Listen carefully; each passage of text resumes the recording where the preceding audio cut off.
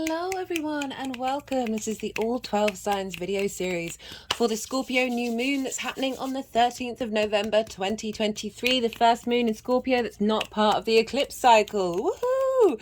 I will be reading for Taurus in this video. My name's Chloe. I work with card divination, astrology, and I channel energies through my body. As you can see, my hands are moving around right now. This is independent of my conscious thought, drawing in energies from different dimensions to help us heal. My hands have just gone over my heart chakra, help us clear stuck energy and open up portals to source to get us more in alignment with our soul's frequency. For those of you who know your time of birth, I really recommend looking at the sign that falls in the first house. This is called your rising sign, your ascendant. This is the house of self. All the signs will be, the astrology will link into them being in the first house, so recommend that. However, this doesn't invalidate you looking at any other part of your chart, perhaps your sun or your moon or your Mars, because Mars traditionally rules Scorpio. Just look to where that sign falls in your natal chart, look to the house that it's in, the themes of that house, and apply those themes to the messages that come through. Right, I'm going to keep this short and sweet and get on with doing Taurus. Taurus rising. How you doing, Taurus? For those of you tapping into the Taurus energy and it doesn't fall in your first house, look to the house that it does fall in, look to the themes of that house and apply those themes to the messages that come through. It's as if that Taurus energy of your natal chart, with all the planets, the astrological points, the themes of that house have now moved to the first house. So take what resonates, leave what doesn't. I am pulling cards for 3 piles. The first pile is for the lead up to this new moon itself. It can encompass a closing out of that Scorpio energy with the eclipse, or for or the full moon in Scorpio that was the final eclipse that we had in Taurus season. So everything you've been working on since back in May, so about 6-month process, what you've been working through, where you're at now. The second pile is the energy download of the moon itself. So I see lunations as portals for downloads, like the way all the planets talk to each other, what they form, the narrative that they form gets downloaded into our body, our vessel, our energetic body that then unfolds moving forward. So speaking of the narrative, if you want to go check out the collective reading, I break down the astrology in way more detail. It's also where I get a bit esoteric in those collective readings. I talk about the soul's journey and a lot more channeled messages come through, and also pull collective tarot. So that's there if you want to go check that out. So the second pile is the energy download that you're going to get at the time of this new moon that's then going to unfold moving forwards. The third pile is how is all of this energy going to manifest, right? What's it going to look like? How's it showing up for you? And so that's the third and final pile. Right, Taurus, regardless of whether Taurus is your rising sign or not, Scorpio is opposite your sign. So we're dealing with an opposition wherever it falls in your chart. Oppositions are ruled by Saturn. There can be a sense of isolation, separation, restrictions, but there's also cooperation, maturity, integrity, commitment, legacy. And so there's a lot going on with an opposition. We always want to find balance with those.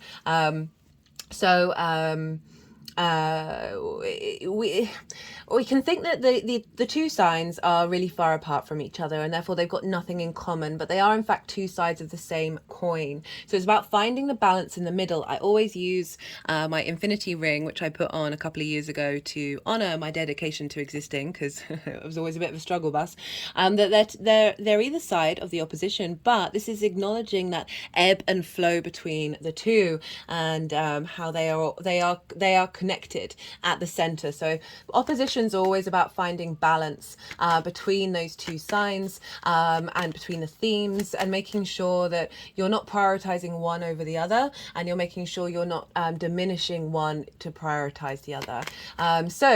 For Taurus rising, where is this happening? This is happening in your 7th house, your house of relationships, the house of other, opposite the house of self, right?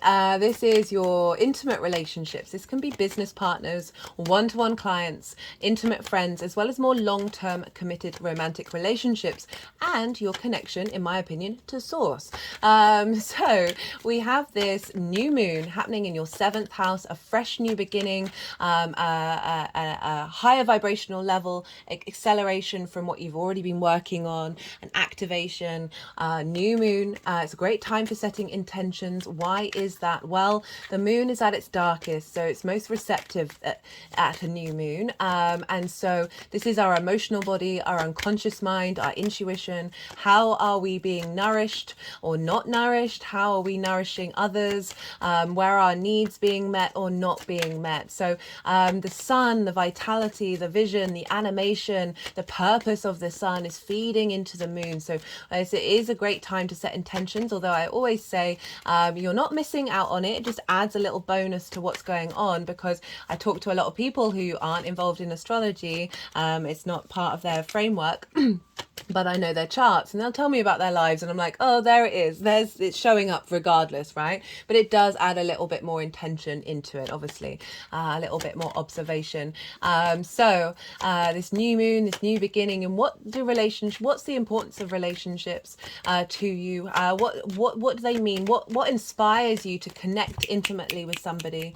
And it's in the sign of Scorpio, so there's a level of intensity there. There's a level of the desire to go to the roots of things in those intimate relationships, and we can often get stuck at the root, especially if it's a heavier energy, and I really do feel that there's such a liberating energy coming through with this new moon, and it's opposing your house of self, right? It's it's opposing your house of, the Queen of Swords, Queen of Wands has shown up for a amount. It's opposing your house of self, right? How do you embody yourself? And sometimes we can prioritize the other over ourself.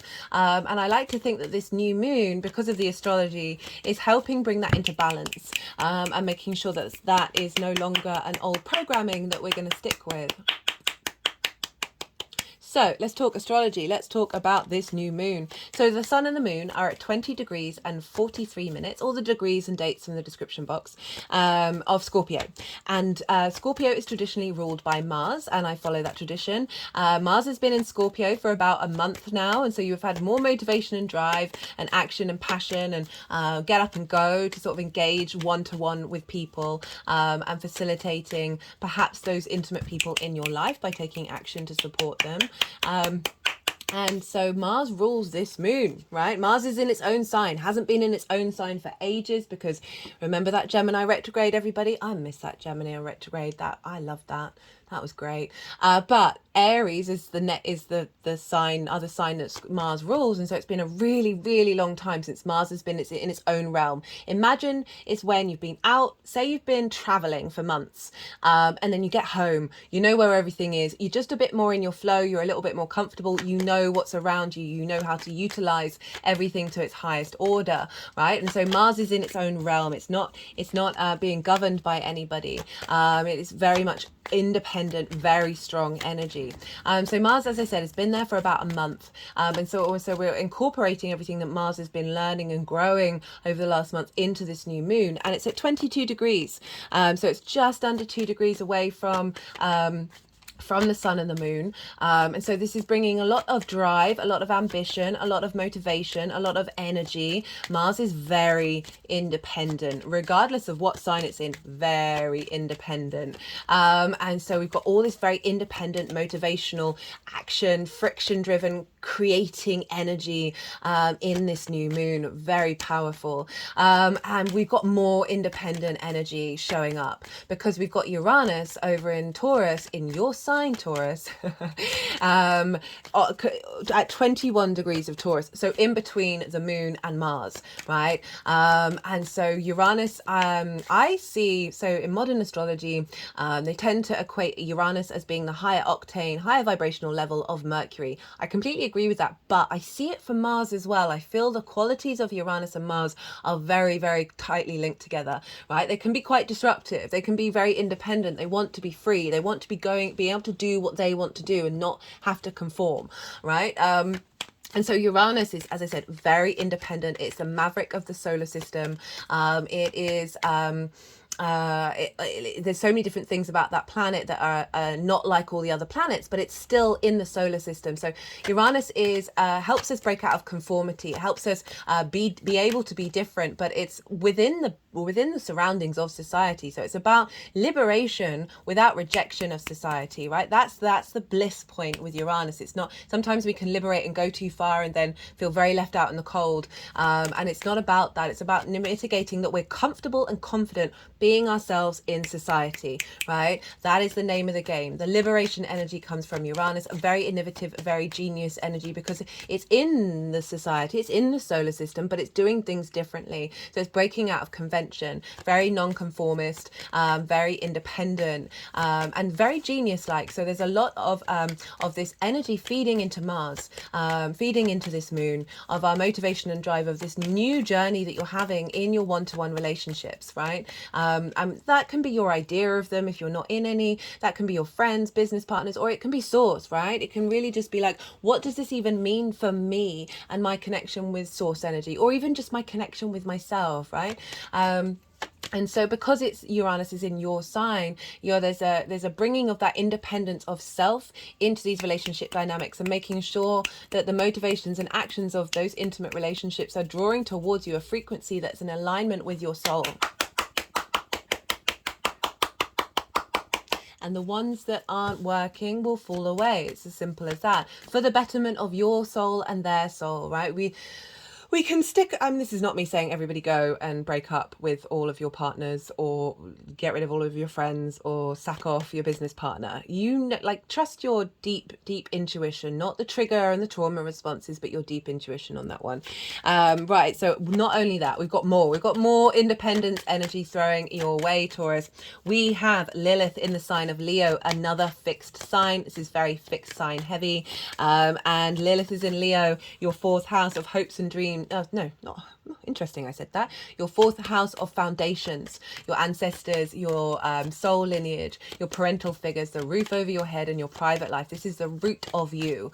And Lilith is there, and Lilith, again, very independent. She wants to be treated equally with respect and dignity, and will stand up to those who express hypocrisy. That's when you are judging somebody for doing a thing and you do that thing.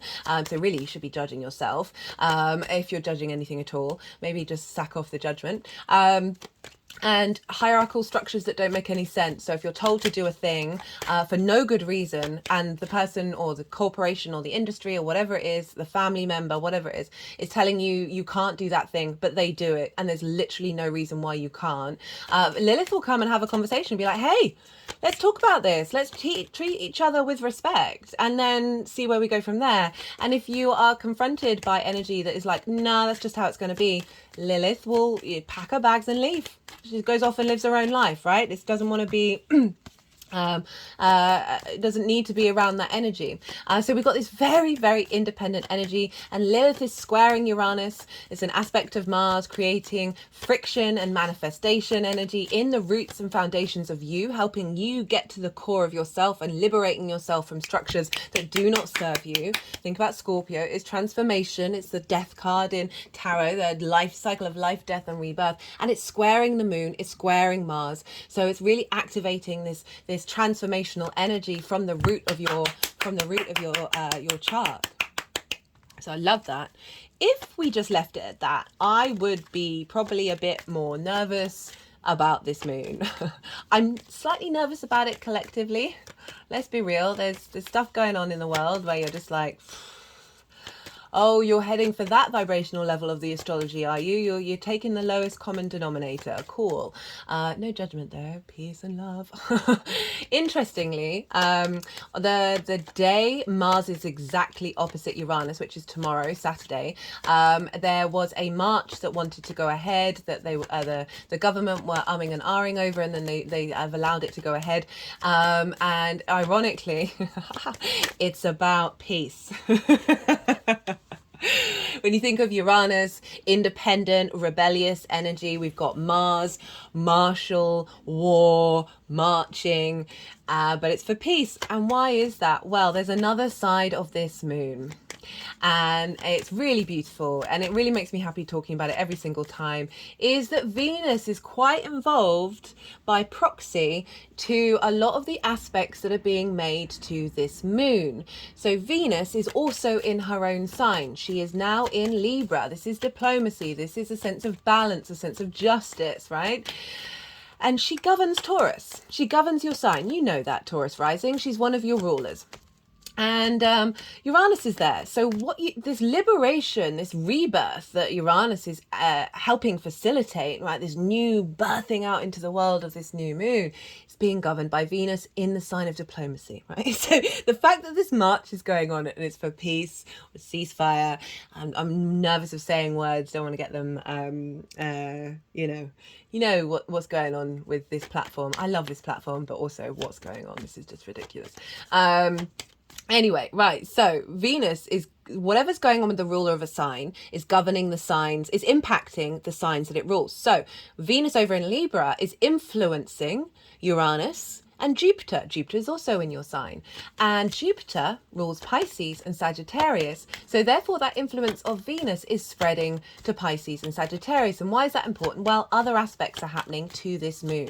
We have this beautiful trine with Neptune to the moon, and this is in Pisces, which for you is in your 11th house of hopes and dreams, friends, groups and alliances, reaping the benefits from your 10th house. So you have your hopes and dreams in communion with your 7th house of intimate relationships. So getting and Neptune for me is very much our connection, our portal to source energy. It is all the frequencies, all the dimensions, all the possible realities all at once, which is why Neptune can feel quite discombobulating sometimes. It's very magical, it's very mystical, it's very idealistic. So I really feel with this trine, which is an aspect of Jupiter, is providing wisdom, elevation and cohesion with this sort of deeper sense of knowing, which provides opportunities and experiences and expansion. So Neptune over in your 11th house of hopes and dreams is, so Neptune's really good at bringing different realities into your own, very much linked into the film industry. And Neptune is bringing a higher vibrational level frequency from source, sending it to the moon, of elevating our new dynamic from of how these one-to-one relationships show up. How does the other show up? As I said, that can be business, friendship, source, romantic. So that can cover a huge amount of bases on hopes and dreams, but elevating this, and it's a softness because it's Pisces, it's yin energy, it's Neptune, it's unconditional love, right? This ability to hold space for every narrative. It's Pisces energy is very there's a boundlessness to it. There's a fluky, magical, I want to say trickster, but it's not quite trickster. It's sort of like I've just been listening to a lot of people who've got Mercury in Pisces, and they use metaphors or examples of things that you may never have thought of but make total sense, but also slightly confuse your brain. And it's like listening to a wizard in a forest that is trying to tell you a riddle or the meaning of life, right? Sort of the Zen monks with their parables, very, very Piscean energy. So we've got this very oceanic, like all the possibilities of this expansive, emotional, unconditional love feeding in to your 7th house, of making sure, right, we want these relationships in alignment with this reboot, with your being independent, but also you being able to be confident being yourself in a partnership. Not only that, Ceres, the asteroid, is conjunct Mars and the moon, right? So she's in Scorpio, trining Neptune. Ceres represents the Earth Mother, right? The harvest, fertility, abundance, right? The sense of nourishment with Ceres. So these aspects, I'm glad they're here, because otherwise I'd be a little bit like, oh, it's gonna kick off, because this Ceres aspect, conjunct the moon, conjunct Mars, is saying whatever's going on, she kind of feel like she's wagging her finger and going, whatever's going on here, going off and getting in trouble, whatever's going on here, it's all for the nourishment and the better good of this area of your life, right? Deep nourishment, the sense of bounty, this riches that you have, this harvest that you're bringing in, that you're then going to be able to have the resources in order to facilitate this nourishment with this Neptunian, higher vibrational frequency coming in and elevating. Absolutely beautiful. Love it. We've also got a square between Saturn and Mercury. Mercury is in your 8th house of the give and take between you and the outside world. Saturn's in your hopes and your dreams. This is the first personal planet, Mercury, to square Saturn since it's gone direct. I've also done a Saturn in direct in Pisces series if you want to go check that out. So it's this combination of you being able to find the details of the imbalances of where your hopes and dreams are out of alignment with the give and take between you and the outside world. That can be your one-to-one people, time, money, things, energy. We may give too much, take too much.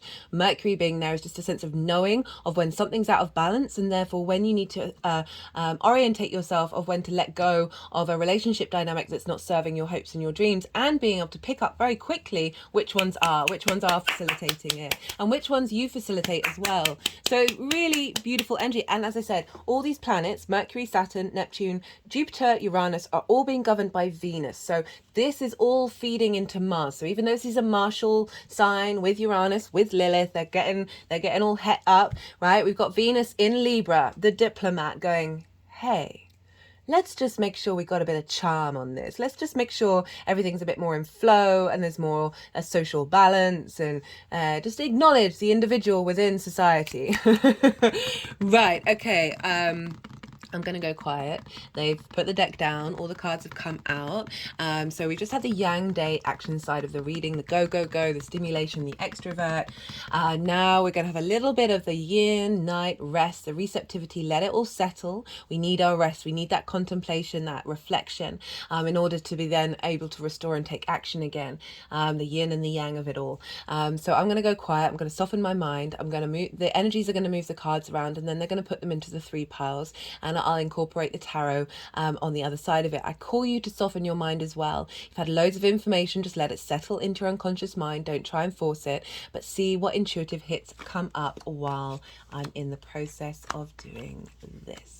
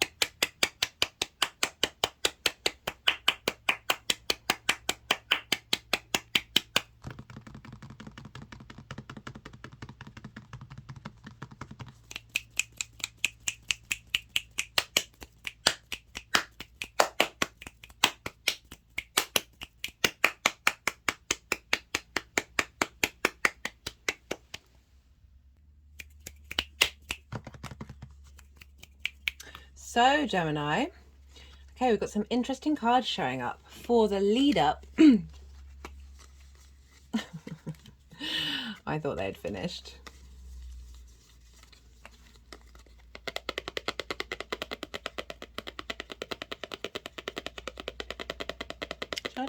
Gemini. I apologize, Taurus.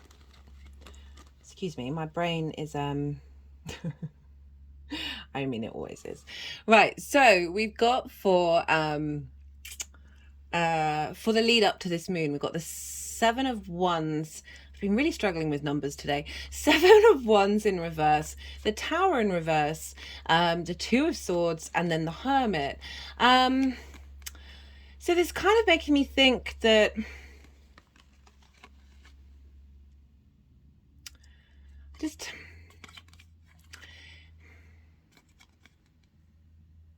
so the seventh, sorry, it's a really interesting combination of cards for the seventh house, right? So this figure feels not worthy, right? They're on the higher ground, right? They're on the hill. Everybody else isn't on the hill. But look how unsteady they look like, right? So this card for me is always like, it's you not being aware of your own value. And it's coming in reverse, which is kind of suggesting that you are aware of your own value. That's something that you've been working on, you've been establishing.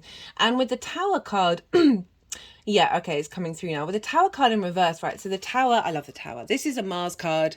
I also link it into Uranus. But all the chaos is happening at the top. So that's like the superficial stuff is getting cleared out, but your foundations are still strong. In reverse, what I'm getting, rather than this not happening, this is a sense of an inner release of structures within you that have blocked your ability to see your value, right? These things have fallen down internally, internal structures that is creating this space of you feeling good about being yourself, you feeling like you are of value in dynamics, right? And it's with the Two of Swords, which is about being at right? These are both kind of being at pause cards, right? The Two of Swords and the Hermit. The Two of Swords is about going inwards, right? Of recalibrating to this new framework that you've been working on. And sometimes we just need to meditate. We just need to sit with it. We need to let the emotions flow through us. You see the moon in the background and the sea representing the water before we then navigate this new framework of how we think about all of this.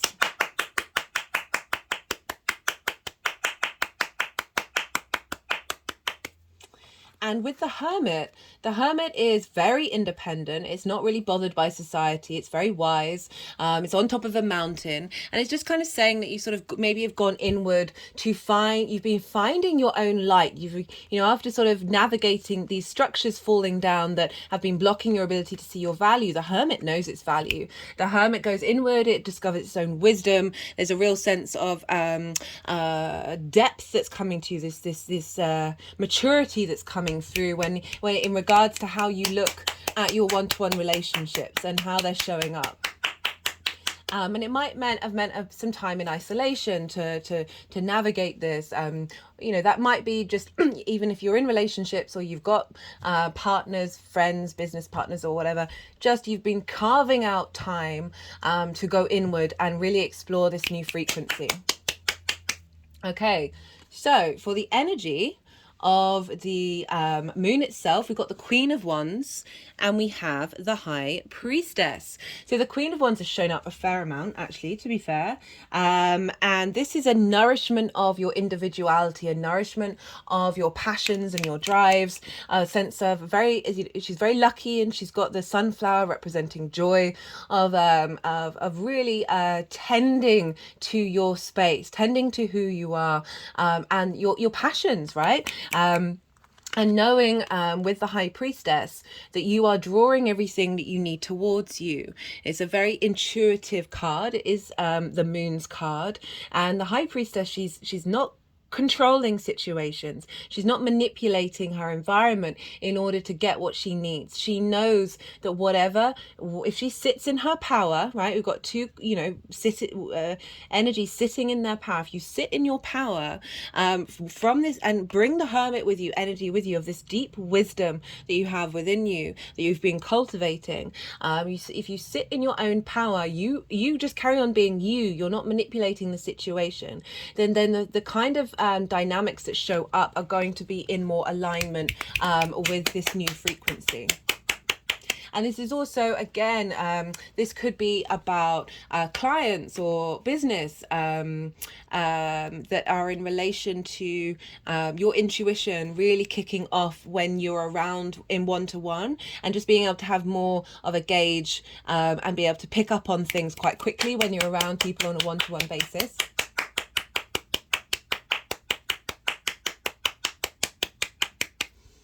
Okay, so the energy manifesting moving forward. We got the Eight of Pentacles, we've got the Ace of Wands, and the Hierophant. So the Eight of Pentacles is whatever's coming through, you are happily working on it and mastering it. This new moon is a sort of a new vibrational frequency. This is saying whistle while you work. This figure is learning to master, or is turning into a craftsman, a master craftsman. Not quite there yet, but that sort of this new frequency that you've been drawing in. Now you're comfortable and happy putting in the work, right? Situations in your environment are bringing up opportunities for you to do so.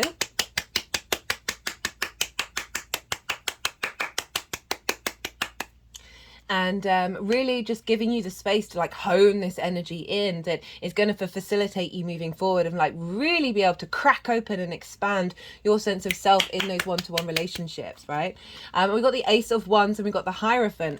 For those of you who are in relationships, this is sort of saying that of stepping into your intuition to figure out what those dynamics mean to you and what's going on with them. And then the Eight of Pentacles with the Ace of Wands and the Hierophant. I'm just going to say this briefly. I'm not a big fan of doing love readings, but as we're doing the 7th house of like really recommitting to the relationship that you're in, putting in the work, a renewal of passion and a commitment, right? A sense of community, a sense of loyalty, a sense of as I said, a commitment, because this can often represent marriage. So for some of you that may be relevant. But the Eight of Pentacles with the Ace of Wands is again whistle while you work, right? The Ace of Wands, a reignition of passion, a reignition of drive, having figured out what it is that you really want from these relationship dynamics, and figured out how you want to be in these relationship dynamics, and that's giving a new lease of life, a refreshment, this vitality, this animation, this passion, right? That's coming in with wisdom, right? So we've got the Hermit, the High Priestess, and the Hierophant. That's a really powerful combination. That's wisdom on wisdom on wisdom, no getting around it, right? The Hierophant has put in the effort, has figured out what it is to be connected to source energy. It's linked into book religion, but it can be absolutely anything. Be your own guru. It's got the keys. It's about communicating this wisdom and being able to embody this sense of something that's stable and committed, but not gonna kowtow to others, right? So there's a real sense of trust that's coming in with this.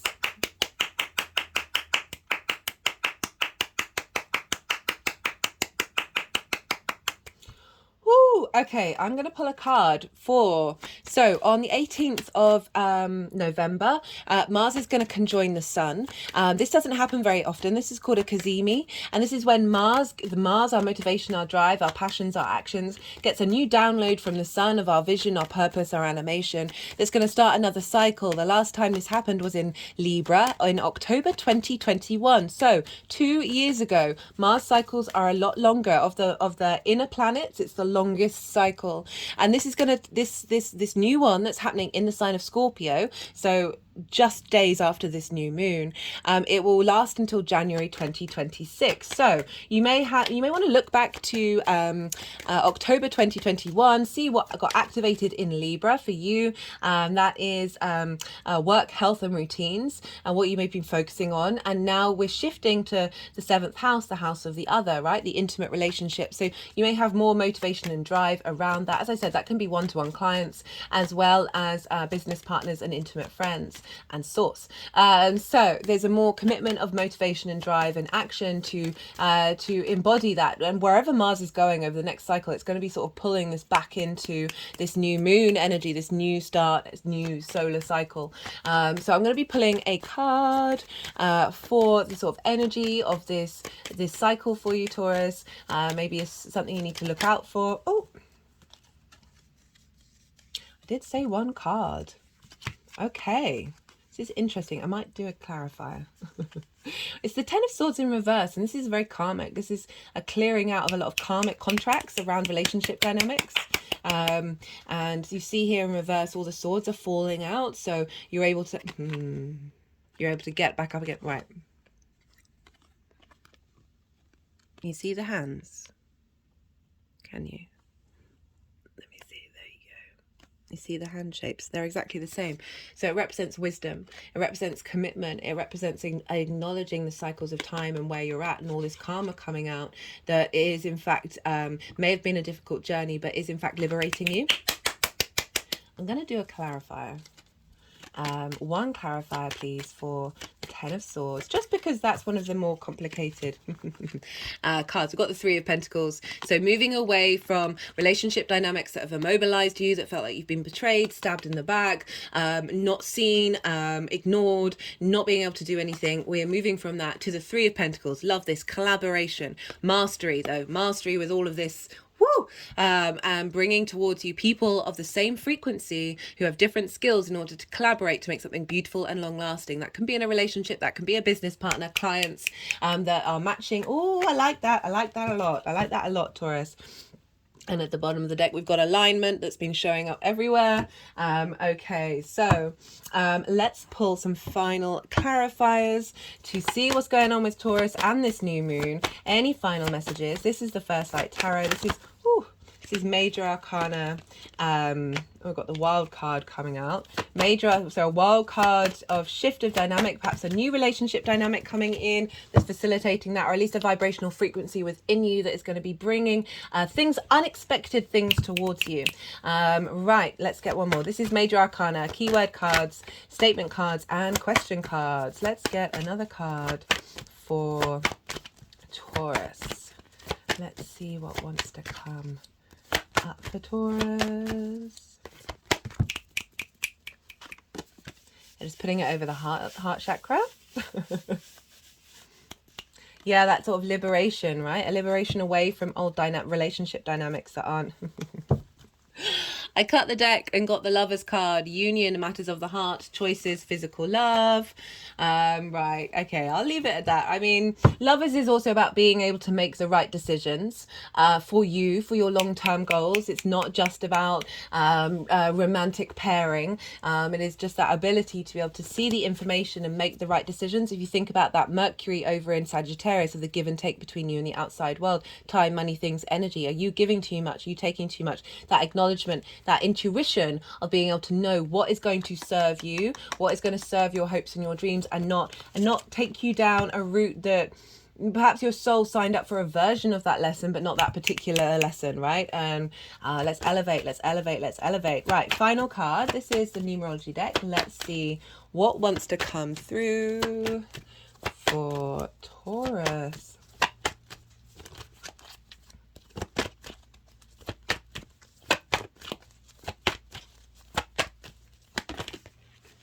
Self-discipline. Interesting. And that was a flipper. Okay, just, getting the feeling, okay, that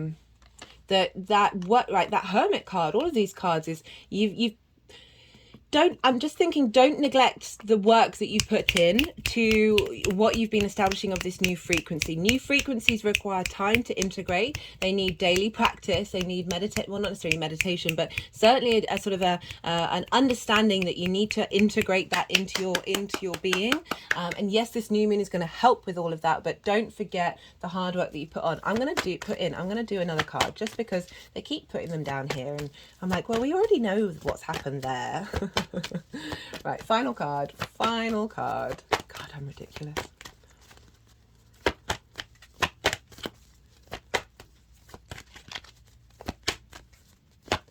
Final card for Taurus, please.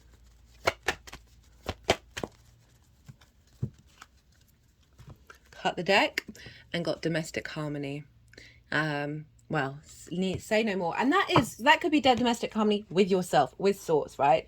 I don't want to invalidate anyone's experience when they're not in a romantic relationship, because so often the seventh house, that's the focus, but it's not. It's how you show up on a one-to-one basis, what it is that you need on a one-to-one basis. Right, Taurus, what a reading. Okay, I hope you liked that. If you did, don't forget to hit that like button, feed the algorithm. Be good to yourself, Taurus. Be good to those around you. And most importantly, be well until we meet again.